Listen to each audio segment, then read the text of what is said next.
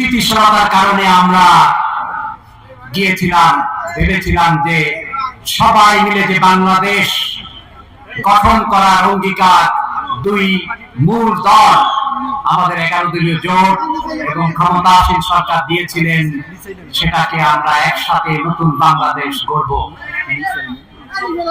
আমাদের প্রথম স্বপ্ন ভঙ্গ হলো, একসাথে শপথ হওয়ার কথা। ওই দিন সকালে শপথে যাওয়ার আগে শুনলাম আলাদা শপথ হবে। তারপরে একটু পরে শুনলাম যে জুলাই সংস্কারের যে কাগজ, দুইটা কাগজের উপর সই করার কথা ছিল, শপথ হওয়ার কথা ছিল, জুলাই সংস্কারের কাগজ আমরা সই করেন নাই।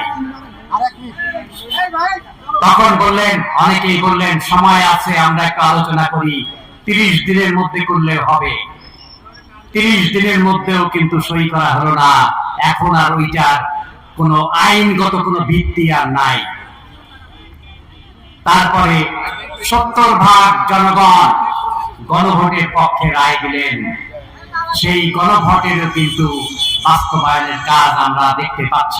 আমরা কারোর পায়ে পা দেব না, আমরা কারোর অধিকারে আমরা হাত দেব না। আমরা ন্যায় এবং ইনসাফ প্রতিষ্ঠা করতে চাই, আপনাদেরকে সাথে নিয়েই করতে চাই, একসাথে বাংলাদেশ গড়তে চাই।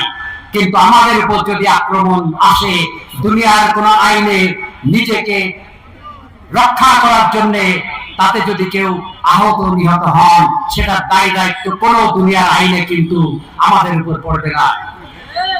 তাই সবশেষে আপনাদেরকে আমরা আহ্বান জানাই, একসাথে ন্যায় এবং ইনসাফের ভিত্তিতে এদেশের 20 কোটি মানুষের জন্য ইনসাফের ভিত্তিতে ন্যায় এবং ইনসাফ, সবার জন্য একই আইন, সব আসনে সমানভাবে উন্নয়নের কাজ করে আসেন। আপনাদের শুধু মুখের কথা, সুন্দর সুন্দর কথা বলতেছেন পার্লামেন্টে, যখন আমরা উঠাই সেটাকে কাজে বাস্তবায়িত করে দেখান যে সবাই একসাথে আমরা বাংলাদেশ গড়ব। যদি না হয় আমাদের ধৈর্য কিন্তু শেষ হয়ে যাচ্ছে। এই কথা বলে আমি শেষ করছি।